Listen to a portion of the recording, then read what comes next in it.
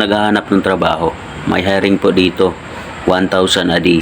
Wow. 7 a.m. to 7 p.m. yung pasok. Laki ng sahod nun, 1,000 a day.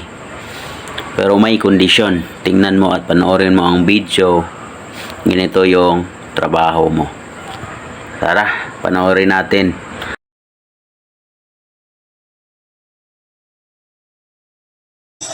Ayan po yung trabaho ninyo. Tagapaligo kayo ng babae. Pero pag tinigasan kayo, ay nako, walang sahod, kaltas. Yan, payag ba kayo? Yan yung trabaho ninyo. O, tingnan. Panoorin nyo yung mga ginagawa na.